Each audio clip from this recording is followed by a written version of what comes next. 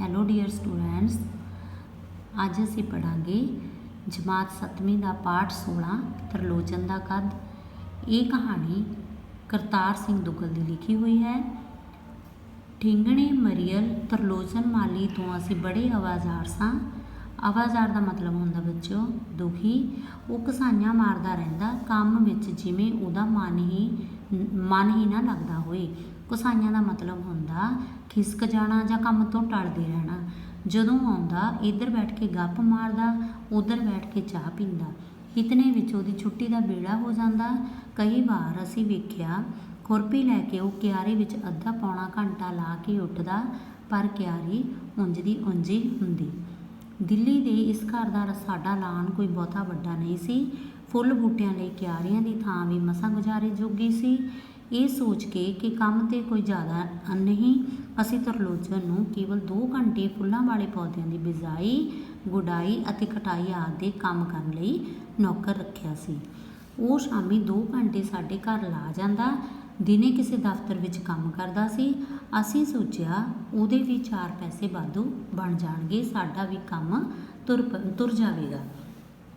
ਪਰ ਇੰਝ ਜਾਪਦਾ ਸੀ ਕਿ ਤਰਲੋਚਨ ਦਾ ਤੇ ਕੰਮ ਤੁਰ ਪਿਆ, ਪਰ ਸਾਡਾ ਜਿਵੇਂ ਕੰਮ ਹੀ ਰੁਕ ਗਿਆ ਹੋਵੇ। ਮੇਰੀ ਤ੍ਰੀਮਤ ਸੋਚਦੀ, ਤ੍ਰੀਮਤ ਦਾ ਮਤਲਬ ਹੁੰਦਾ ਪਤਨੀ, ਸ਼ਾਇਦ ਮਾਲੀ ਸਾਰਾ ਦਿਨ ਦਫ਼ਤਰ ਕੰਮ ਕਰਕੇ ਥੱਕ ਜਾਂਦਾ ਹੋਣਾ ਏ। ਇਸੇ ਲਈ ਉਸਨੇ ਰਸੋਈ ਨੂੰ ਹਦਾਇਤ ਕੀਤੀ ਕਿ ਤਰਲੋਚਨ ਨੂੰ ਆਉਂਦੇ ਸਾਰ ਚਾਹ ਦਾ ਪਿਆਲਾ ਦੇ ਦਿੱਤਾ ਜਾਇਆ ਕਰੇ, ਇੰਝ ਉਹ ਤਾਜ਼ਾ ਦਮ ਹੋ ਜਾਇਆ ਕਰੇਗਾ। ਚਾਹ ਤਾਂ ਭਾਵੇਂ ਉਸ ਪੀਣੀ ਸ਼ੁਰੂ ਕਰ ਦਿੱਤੀ, ਪਰ ਉਹਦੇ ਕੰਮ ਵਿੱਚ ਕੋਈ ਫਰਕ ਨਹੀਂ ਆਇਆ। ਅਸੀਂ ਆਪਣੇ ਘਰ ਵਿੱਚ ਇੱਕ ਫੁੱਲ ਤੱਕ ਖਿੜਿਆ ਵੇਖਣ ਲਈ ਸਹਿਕ ਗਏ। ਸਾਡੇ ਘਰ ਦਾ ਲਾਨ 12 ਮਹੀਨੇ ਝੌਂਸਿਆ ਰਹਿੰਦਾ। ਝੌਂਸਿਆ ਦਾ ਮਤਲਬ ਹੁੰਦਾ ਝੁਲਸਿਆ ਰਹਿੰਦਾ ਜਾਂ ਸੜਿਆ ਰਹਿੰਦਾ। ਜਦੋਂ ਕਹੋ ਤਰਲੋਚਨ ਤੂੰ ਕੋਈ ਸਬਜ਼ੀ ਹੀ ਲਾ ਕੇ ਵੇਖ, ਫੁੱਲ ਤਾਂ ਤੇਰੇ ਕੋਲੋਂ ਕੋਈ ਖੜਾਇਆ ਨਹੀਂ ਜਾਂਦਾ, ਤਾਂ ਉਹਦਾ ਇੱਕੋ ਇੱਕ ਘੜਿਆ ਕਢਾਇਆ ਜਵਾਬ ਹੁੰਦਾ, ਸਾਹਿਬ ਟੂਟੀ ਵਿੱਚ ਪਾਣੀ ਤਾਂ ਆਉਂਦਾ ਨਹੀਂ, ਕੋਈ ਕਰੇ ਤੇ ਕੀ ਕਰੇ। ਬੇਸ਼ੱਕ ਪਾਣੀ ਦੀ ਕਮੀ ਸੀ। ਗਰਮੀਆਂ ਵਿੱਚ ਉਂਝ ਹੀ ਦਿੱਲੀ ਵਿੱਚ ਪਾਣੀ ਦੀ ਕਿੱਲਤ ਰਹਿੰਦੀ ਸੀ। ਕਿੱਲਤ ਦਾ ਮਤਲਬ ਕਮੀ। ਜਿਸ ਬਸਤੀ ਵਿੱਚ ਸਾਡਾ ਘਰ ਸੀ, ਉੱਧਰ ਤਾਂ ਸਰਦੀਆਂ ਵਿੱਚ ਵੀ ਪਾਣੀ ਦੀ ਕਿੱਲਤ ਰਹਿੰਦੀ ਸੀ। ਕਿਤਨੇ ਘੰਟੇ ਲਈ ਟੂਟੀਆਂ ਵਿੱਚੋਂ ਪਾਣੀ ਚਲਾ ਜਾਂਦਾ। ਜਦੋਂ ਆਉਂਦਾ ਬਸ ਸੰਜੂੜਾ ਦਾ ਮਤਲਬ ਹੁੰਦਾ ਬੱਚਿਓ ਥੋੜ੍ਹਾ। ਤਾਰ ਇਤਨੀ ਪਤਲੀ ਹੁੰਦੀ ਕਿ ਮਨ ਕਾਲਾ ਪੈਣ ਲੱਗਦਾ। ਫਿਰ ਅਸੀਂ ਆਪਣੇ ਘਰ ਵਿੱਚ ਬੂਸਟਰ ਪੰਪ ਲਗਵਾ ਲਿਆ। ਪਾਣੀ ਦੀ ਤਕਲੀਫ ਜਾਂਦੀ ਰਹੀ। 24 ਘੰਟੇ ਪਾਣੀ ਮਿਲਣ ਲੱਗ ਪਿਆ। ਜਦੋਂ ਚਾਹੋ ਟੈਂਕੀਆਂ ਵਿੱਚ ਪਾਣੀ ਨਾਲ ਭਰ ਜਾਂਦੀਆਂ, ਪਰ ਤਰਲੋਚਨ ਦੀ ਕਾਰਜਕਾਰੀ ਵਿੱਚ ਕੋਈ ਫਰਕ ਨਾ ਪਿਆ। ਕਦੀ ਕਹਿੰਦਾ ਇਹ ਜ਼ਮੀਂ ਹੀ ਕਲਰ ਵਾਲੀ ਹੈ, ਕਦੀ ਕਹਿੰਦਾ ਜਿਹੜੀ ਖਾਦ ਅਸੀਂ ਮੰਗਵਾਉਂਦੇ ਹਾਂ ਉਹ ਨਿਰਾ ਕੂੜਾ ਹੁੰਦੀ ਏ। ਕਦੀ ਬੀਜਾਂ ਵਿੱਚ ਨੁਕਸ ਛਾਂਟਦਾ ਰਹਿੰਦਾ। ਹਰ ਰੋਜ਼ ਉਹਦੇ ਉੱਤਰ ਸੁਣ ਕੇ ਕਦੀ ਸਾਨੂੰ ਲੱਗਣ ਲੱਗ ਪੈਂਦਾ ਖਬਰੇ ਉਹ ਸੱਚਾ ਹੀ ਹੋਵੇ, ਖਬਰੇ ਤਰਲੋਚਨ ਠੀਕ ਸੀ ਤੇ ਅਸੀਂ ਸਾਰੇ ਗਲਤ। ਫਿਰ ਅਸੀਂ ਬਗੀਚੇ ਦੀ ਦੇਖ ਰੇਖ ਬਾਰੇ ਕੁਝ ਕਿਤਾਬਾਂ ਪੜ੍ਹੀਆਂ ਤੇ ਤ੍ਰੀਮਤ ਖਾਵੰਦ ਦੋਵੇਂ, ਤ੍ਰੀਮਤ ਦਾ ਮਤਲਬ ਹੈ ਪਤਨੀ, ਖਾਵੰਦ ਦਾ ਮਤਲਬ ਪਤੀ, ਦੋਵੇਂ ਆਪ ਬਗੀਚੇ ਵਿੱਚ ਦਿਲਚਸਪੀ ਲੈਣ ਲੱਗ ਪਏ। ਪਾਣੀ ਬਾਰੇ ਮਾਲੀ ਦੀ ਸ਼ਿਕਾਇਤ ਠੀਕ ਸੀ। ਜ਼ਮੀਨ ਵੀ ਬੇਸ਼ੱਕ ਸ਼ੋਰੇ ਵਾਲੀ ਸੀ। ਜਿਹੜੀ ਖਾਦ ਅਸੀਂ ਮੰਗਵਾਈ ਸੀ ਉਹ ਵੀ ਕੋਈ ਚੰਗੀ ਨਹੀਂ ਸੀ। ਜਦੋਂ ਤੱਕ ਆਪ ਸਮਝ ਨਾ ਹੋਵੇ ਚੰਗੇ ਬੀਜ ਖਰੀਦੇ ਨਹੀਂ ਜਾ ਸਕਦੇ। ਹੁਣ ਜਦੋਂ ਅਸੀਂ ਆਪ ਬਾਗਬਾਨੀ ਵੱਲ ਧਿਆਨ ਦੇਣਾ ਸ਼ੁਰੂ ਕੀਤਾ, ਮਜਾਲ ਹੈ ਲਾਨ ਵਿੱਚ ਕੋਈ ਫਾਲਤੂ ਬੂਟੀ ਸਰੋੜੀ ਕੱਢ ਜਾਵੇ। ਸਬਜ਼ੀ ਦੀਆਂ ਕਿਆਰੀਆਂ ਵਿੱਚ ਸਵੇਰੇ ਵੀ ਪਾਣੀ ਲੱਗਣ ਲੱਗ ਪਿਆ, ਸ਼ਾਮੀ ਵੀ। ਨਰਸਰੀਆਂ ਦੇ ਚੱਕਰ ਮਾਰ ਕੇ ਅਸੀਂ ਪੌਦਿਆਂ ਦੀ ਚੰਗੀ ਤੋਂ ਚੰਗੀ ਪਨੀਰੀ ਖਰੀਦ ਲਿਆਉਂਦੇ। ਅਸੀਂ ਆਪਣੇ ਦੋਸਤਾਂ ਅਤੇ ਵਾਕਫਕਾਰਾਂ ਤੋਂ ਫੁੱਲਾਂ ਦੇ ਬੂਟੇ ਆਦਿ ਮੰਗਦੇ ਰਹਿੰਦੇ। ਜਿਉਂ ਅਸੀਂ ਬਗੀਚੇ ਵਿੱਚ ਦਿਲਚਸਪੀ ਲੈਂਦੇ, ਅਸੀਂ ਮਹਿਸੂਸ ਕੀਤਾ ਕਿ ਮਾਲੀ ਦੀ ਵੀ ਦਿਲਚਸਪੀ ਵੱਧ ਰਹੀ ਸੀ। ਘੱਟੋ ਘੱਟ ਘਸਾਈਆਂ ਮਾਰਨੀਆਂ ਤਾਂ ਉਸ ਛੱਡ ਦਿੱਤੀਆਂ ਸਨ। ਇਸ ਵਿੱਚ ਕੋਈ ਸ਼ੱਕ ਨਹੀਂ ਸੀ ਕਿ ਸਾਡੇ ਇਸ ਘਰ ਵਿੱਚ ਬਗੀਚੇ ਲਈ ਥਾਂ ਸੰਕੋਚਵੀਂ ਸੀ। ਸੰਕੋਚਵੀਂ ਦਾ ਮਤਲਬ ਬਹੁਤ ਥੋੜ੍ਹੀ। ਮਿੱਟੀ ਵਿੱਚ ਵੀ ਕੋਈ ਖਰਾਬੀ ਜ਼ਰੂਰ ਸੀ। ਬਗੀਚਿਆਂ ਦੇ ਇੱਕ ਮਾਹਰ ਸਾਡੇ ਦੋਸਤ ਨੇ ਵੀ ਇਸ ਦੀ ਤਸਦੀਕ ਕੀਤੀ ਸੀ ਤੇ ਫਿਰ ਸਾਨੂੰ ਇੱਕ ਸੁਝਾਅ ਮਿਲਿਆ।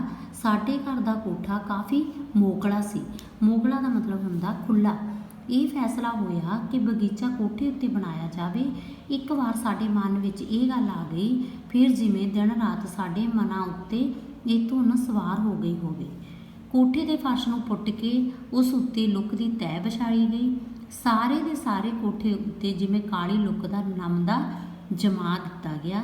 ਫਿਰ ਉਸ 'ਤੇ ਲੁੱਕ ਵਾਲੇ ਟਾਟ ਵਿਛਾਏ ਗਏ, ਉੱਤੋਂ ਫਿਰ ਲੁੱਕ ਦਾ ਨਮਦਾ, ਫਿਰ ਫਰਸ਼ ਉੱਤੇ ਸੀਮੈਂਟ ਦਾ ਪਲਸਤਰ, ਫਿਰ ਬਾਹਰੋਂ ਮੰਗਵਾਈ ਮਿੱਟੀ ਦੀ ਤਹਿ ਜਮਾਈ ਗਈ। ਇਸ ਵਿੱਚ ਵਧੀਆ ਤੋਂ ਵਧੀਆ ਖਾਦ ਮਿਲਾਈ ਗਈ। ਕੋਠੇ ਉੱਤੇ ਹੀ ਘਾਹ ਦਾ ਲਾਨ ਬਣਾਇਆ ਗਿਆ। ਕੋਠੇ ਉੱਤੇ ਹੀ ਸਬਜ਼ੀਆਂ ਦੀਆਂ ਕਿਆਰੀਆਂ ਬਣਾਈਆਂ ਗਈਆਂ। ਕੋਠੇ ਉੱਤੇ ਹੀ ਫੁੱਲਾਂ ਦੇ ਬੂਟੇ ਲਾਏ ਗਏ। ਅਸੀਂ ਆਪਣੀ ਪਸੰਦ ਦੇ ਪੌਦਿਆਂ ਦੀਆਂ ਪਨੀਰੀਆਂ ਲਿਆ ਕੇ ਲਾਈਆਂ। ਤਰਲੋਚਨ ਵੀ ਆਪਣੇ ਦੂਜੇ ਮਾਲੀਆਂ ਨਾਲ ਆਪਣੇ ਰਸੂਖ ਕਰਕੇ, ਰਸੂਖ ਦਾ ਮਤਲਬ ਹੁੰਦਾ ਮੇਲ ਜੋਲ ਜਾਂ ਮਿਲਵਰਤਨ, ਕਿਤੋਂ ਕੋਈ ਫੁੱਲਾਂ ਦੀ ਕਿਸਮ, ਕਿਤੋਂ ਕੋਈ ਅਲੱਗ ਕੋਈ ਅਨੋਖਾ ਪੌਦਾ ਕੱਢ ਲਿਆਉਂਦਾ। ਅਸੀਂ ਵੀ ਆਪਣਾ ਵੱਧ ਤੋਂ ਵੱਧ ਵਿਹਲਾ ਵਕਤ ਕੋਠੇ ਉਤਲੇ ਬਗੀਚੇ ਵਿੱਚ ਗੁਜ਼ਾਰਦੇ। ਸਵੇਰੇ ਸ਼ਾਮ ਘਾਹ ਅਤੇ ਬਗੀਚੇ ਨੂੰ ਪਾਣੀ ਲਾਇਆ ਜਾਂਦਾ। ਫੁੱਲਾਂ ਦੇ, ਸਬਜ਼ੀਆਂ ਦੇ ਬੂਟਿਆਂ ਦੀ ਬੱਚਿਆਂ ਵਾਂਗ ਸਾਂਭ ਸੰਭਾਲ ਕੀਤੀ ਜਾਂਦੀ। ਕਿਸ ਪੌਦੇ ਨੂੰ ਫੁੱਲ ਪੈ ਰਹੇ ਨੇ, ਘਰ ਵਿੱਚ ਬਸ ਇਹੀ ਚਰਚਾ ਹੁੰਦੀ ਰਹਿੰਦੀ। ਸਾਡੇ ਬੱਚਿਆਂ ਨੇ ਕਿਸੇ ਅੰਗਰੇਜ਼ੀ ਰਸਾਲੇ ਵਿੱਚ ਪੜ੍ਹਿਆ ਸੀ ਕਿ ਬਨਸਪਤੀ ਵਿੱਚ ਵੀ ਇਨਸਾਨਾਂ ਵਾਂਗ ਜਾਨ ਹੁੰਦੀ ਹੈ, ਇਨਸਾਨਾਂ ਵਾਂਗ ਅਹਿਸਾਸ ਹੁੰਦਾ ਹੈ। ਅਮਰੀਕਾ ਵਿੱਚ ਲੋਕੀ ਆਪਣੇ ਘਰਾਂ ਵਿੱਚ ਲਾਏ ਪੌਦਿਆਂ ਨਾਲ ਗੱਲਾਂ ਕਰਦੇ ਨੇ। ਇਸ ਤਰ੍ਹਾਂ ਪੌਦਿਆਂ ਵਿੱਚ ਨਵੀਂ ਮਹਿਕ ਟਹਿਕ ਆ ਜਾਂਦੀ ਹੈ।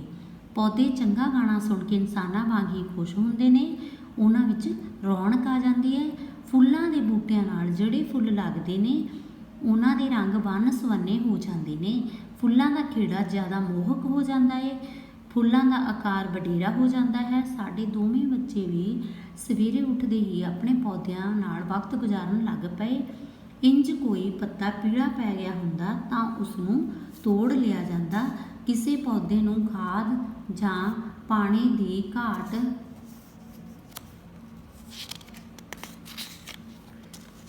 ਜਾਪਦੀ, ਝੱਟ ਖਾਦ ਪਾ ਦਿੱਤੀ ਜਾਂਦੀ, ਪਾਣੀ ਲਾ ਦਿੱਤਾ ਜਾਂਦਾ। ਕਿਸੇ ਪੌਦੇ ਨੂੰ ਸਹਾਰੇ ਦੀ ਲੋੜ ਹੁੰਦੀ, ਉਸ ਨਾਲ ਸਰਕੰਡੇ ਦਾ ਕਾਨਾ ਕੱਢ ਕੇ ਸਹਾਰਾ ਬਣਾ ਦਿੱਤਾ ਜਾਂਦਾ। ਕੋਈ ਵੇਲ ਵਾਧੂ ਤੇ ਆਹ ਮੁਹਾਰੇ ਵੱਧ ਰਹੀ ਹੁੰਦੀ, ਉਹਦੀ ਕਾਂਟ ਛਾਂਟ ਕਰਕੇ ਤੇ ਲੋੜੀਂਦਾ ਸਹਾਰਾ ਦੇ ਕੇ ਵੇਲ ਨੂੰ ਉੱਪਰ ਚੜ੍ਹਨ ਦਾ ਇੰਤਜ਼ਾਮ ਕਰ ਦਿੱਤਾ ਜਾਂਦਾ। ਸਾਲ ਛਮਾਹੀ ਤੋਂ ਸਾਰੀ ਕਲੋਨੀ ਵਿੱਚ ਛੱਤ ਉੱਤੇ ਉਗਾਏ ਸਾਡੇ ਇਸ ਬਗੀਚੇ ਦੀ ਚਰਚਾ ਸ਼ੁਰੂ ਹੋ ਗਈ। ਕੋਠੇ ਉਤਲੇ ਇਸ ਬਗੀਚੇ ਨਾਲ ਹੇਠਾਂ ਧਰਤੀ ਦੇ ਬਗੀਚੇ ਨੇ ਜਿਵੇਂ ਪਾਸਾ ਪਰਤ ਲਿਆ ਹੋਵੇ। ਉਹੀ ਲਾਨ ਜਿਹੜਾ ਪਹਿਲਾਂ ਕਾਬੂ ਵਿੱਚ ਨਹੀਂ ਸੀ, ਮੁੜ ਮੌਲ ਪਿਆ। ਉਹ ਮੌਲ ਦਾ ਮਤਲਬ ਹੁੰਦਾ ਵਧਣਾ ਫੁੱਲਣਾ। ਉਹ ਸਬਜ਼ੀਆਂ ਦੀਆਂ ਫੁੱਲਾਂ ਦੀਆਂ ਕਿਆਰੀਆਂ ਜਿਨ੍ਹਾਂ ਵੱਲ ਪਹਿਲਾਂ ਤੱਕਣ ਨੂੰ ਵੀ ਜੀ ਨਹੀਂ ਸੀ ਕਰਦਾ, ਹੁਣ ਜਿਵੇਂ ਹੋਰ ਦੀਆਂ ਹੋਰ ਹੋ ਗਈਆਂ, ਹੋਰ ਟਹਿਕਦੀਆਂ ਮਹਿਕਦੀਆਂ। ਸਭ ਤੋਂ ਅਨੋਖੀ ਗੱਲ ਉਹੀ ਤਰਲੋਚਨ ਮਾਲੀ ਜਿਸ ਦੀਆਂ ਕਸਾਈਆਂ ਤੋਂ ਵੀ ਅਸੀਂ ਵੀ ਅਵਜ਼ਾਰ ਸੀ ਸਾਂ। ਅੱਜ ਕੱਲ੍ਹ ਜੇ ਕਦੀ ਛੁੱਟੀ ਵੀ ਕਰਦਾ, ਉਸ ਦੀ ਥਾਂ ਉਹ ਆਪਣੇ ਆਪ ਹੀ ਘੜੀ ਦੋ ਘੜੀ ਸਵੇਰੇ ਵੀ ਆਉਣ ਲੱਗ ਪਿਆ ਸੀ। ਕਦੀ ਗੋਡੀ ਕਰ ਰਿਹਾ ਸੀ, ਕਦੀ ਕਟਾਈ ਛੰਗਾਈ, ਕਿਤੇ ਬੀਜ ਬੋ ਰਿਹਾ ਸੀ, ਕਿਤੇ ਪਨੀਰੀ ਤਿਆਰ ਕਰ ਰਿਹਾ ਹੈ। ਹੁਣ ਤਾਂ ਉਹ ਇੰਜ ਦਿਲ ਲਾ ਕੇ ਕੰਮ ਕਰਦਾ ਕਿ ਕਈ ਵਾਰ ਤਾਂ ਸਾਨੂੰ ਇਤਵਾਰ ਤੱਕ ਨਾ ਆਉਂਦਾ ਵੀ ਇਹ ਉਹੀ ਤਰਲੋਚਨ ਮਾਲੀ ਹੈ ਜਿਸ ਉੱਤੇ ਉਹਦੇ ਕੰਮ ਨਾ ਕਰਨ 'ਤੇ ਮੇਰੀ ਤ੍ਰੀਮਤ ਖਪਦੀ ਰਹਿੰਦੀ ਸੀ। ਹਰ ਰੋਜ਼ ਮੈਂ ਕ੍ਰਿਜਦਾ ਰਹਿੰਦਾ ਸਾਂ। ਕ੍ਰਿਜਦਾ ਮਤਲਬ ਖਿੱਚਦਾ। ਉਸ ਵਰੇ ਸਾਡੀ ਛੱਤ ਉਤਲੇ ਇਸ ਬਗੀਚੇ ਨੂੰ ਕਲੋਨੀ ਵਿੱਚ ਸਭ ਤੋਂ ਵਧੀਆ ਬਗੀਚਾ ਗਿਣਿਆ ਗਿਆ। ਸਿਆਲ ਵਿੱਚ ਜਦੋਂ ਗੁਲਦੌਦੀਆਂ ਦਾ ਮੁਕਾਬਲਾ ਹੋਇਆ ਤਾਂ ਸਾਡੇ ਬਗੀਚੇ ਦੀਆਂ ਗੁਲਦੌਦੀਆਂ ਨੂੰ ਇਨਾਮ ਮਿਲਿਆ। ਬੁੱਕ ਜਿਤਨੇ ਚੌੜੇ ਸਾਡੀਆਂ ਗੁਲਦੌਦੀਆਂ ਦੇ ਫੁੱਲ ਸਨ ਅਤੇ ਸੁੰਦਰ ਤੋਂ ਸੁੰਦਰ ਰੰਗ। ਗੁਲਾਬ ਦੇ ਫੁੱਲਾਂ ਦੇ ਸਰਬ ਭਾਰਤੀ ਮੁਕਾਬਲੇ ਵਿੱਚ ਸਾਡੇ ਗੁਲਾਬਾਂ ਨੂੰ ਕਈ ਇਨਾਮਾਂ ਲਈ ਚੁਣਿਆ ਗਿਆ। ਕੋਈ ਰੰਗ ਲਈ, ਕੋਈ ਖੁਸ਼ਬੂ ਲਈ, ਕੋਈ ਬਣਾਵਟ ਲਈ। ਇਹਨਾਂ ਇਨਾਮਾਂ ਕਰਕੇ ਹੀ ਤਰਲੋਚਨ ਮਾਲੀ ਦੇ ਧਰਤੀ 'ਤੇ ਜਿਵੇਂ ਪੈਰ ਨਾ ਲੱਗਦੇ ਹੋਣ। ਉਹ ਆਪਣੇ ਦੋਸਤਾਂ ਨੂੰ, ਪ੍ਰਸ਼ੰਸਕਾਂ ਨੂੰ ਲਿਆ ਕੇ ਆਪਣੀ ਕਾਰਗੁਜ਼ਾਰੀ ਵਿਖਾਉਂਦਾ ਰਹਿੰਦਾ। ਇੱਕ ਇੱਕ ਪੌਦੇ ਦੀ, ਘਾਹ ਦੀ, ਇੱਕ ਇੱਕ ਪੱਤੀ ਦੀ ਉਹਨੂੰ ਗਹਿਰੀ ਜਾਣਕਾਰੀ ਹੁੰਦੀ। ਉਸ ਨੂੰ ਪਤਾ ਹੁੰਦਾ ਕਿ ਅੱਜ ਕੱਲ੍ਹ ਕਿਸ ਕਿਸਮ ਦੇ ਪੌਦੇ ਦੇ ਸਾਡੇ ਕਿਤਨੇ ਬੂਟੇ ਹਨ। ਘਾਹ ਦੀ ਪਹਿਲੀ ਕਟਾਈ ਕਦੋਂ ਹੋਈ ਸੀ, ਫਿਰ ਕਦੋਂ ਹੋਣੀ ਹੈ, ਕਦੋਂ ਖਾਦ ਪਾਉਣੀ ਹੈ, ਕਦੋਂ ਪਾਣੀ ਲਾਉਣਾ ਹੈ। ਹੁਣ ਤਾਂ ਸਗੋਂ ਕਲੋਨੀ ਦੇ ਲੋਕੀ ਸਾਤੋਂ ਫੁੱਲਾਂ ਦੇ, ਸਬਜ਼ੀਆਂ ਦੇ ਬੀਜ ਮੰਗਣ ਆਉਂਦੇ। ਤਰਲੋਚਨ ਮਾਲੀ ਦੀ ਵਾਧੂ ਉਗਾਈ ਫੁੱਲਾਂ ਦੀ ਪਨੀਰੀ ਲੈ ਜਾਂਦੇ। ਰੱਜ ਕੇ ਉਹ ਤਰਲੋਚਨ ਮਾਲੀ ਦੀਆਂ ਸਾਡੇ ਬਗੀਚੀ ਦੀਆਂ ਸਿਫਤਾਂ ਕਰਦੇ। ਇਹਨਾਂ ਹੀ ਦਿਨਾਂ ਵਿੱਚ ਇੱਕ ਦਿਨ ਤਰਲੋਚਨ ਆਇਆ ਤੇ ਕਹਿਣ ਲੱਗਾ, ਸਾਹਿਬ ਜੇ ਤੁਹਾਡੀ ਇਜਾਜ਼ਤ ਹੋਵੇ ਤਾਂ ਮੈਂ ਬਗੀਚੀ ਦੇ ਵਾਧੂ ਫੁੱਲ ਮੰਡੀ ਵੇਚ ਆਇਆ ਕਰਾਂ। ਇਸ ਤਰ੍ਹਾਂ ਮੇਰੀ ਤਨਖਾਹ ਦਾ ਬੋਝ ਤੁਹਾਡੇ 'ਤੇ ਨਹੀਂ ਰਹੇਗਾ। ਅਸੀਂ ਹੱਕੇ ਬੱਕੇ ਉਹਦੇ ਮੂੰਹ ਵੱਲ ਵੇਖਣ ਲੱਗ ਪਏ। ਮੈਂ ਤੇ ਮੇਰੀ ਤ੍ਰੀਮਤ ਸਾਡੇ ਸਾਹਮਣੇ ਹਸੂੰ ਹਸੂੰ ਕਰਦਾ ਤਰਲੋਚਨ ਖਲੋਤਾ ਸੀ। ਇੰਜ ਜਾਪਦਾ ਸੀ ਜਿਵੇਂ ਕੁਝ ਹੀ ਮਹੀਨਿਆਂ ਵਿੱਚ ਉਹਦਾ ਕੱਦ ਉੱਚਾ ਹੋ ਗਿਆ ਹੋਵੇ। ਅੱਜ ਦੀ ਕਲਾਸ ਵਿੱਚ ਇੰਨਾ ਹੀ।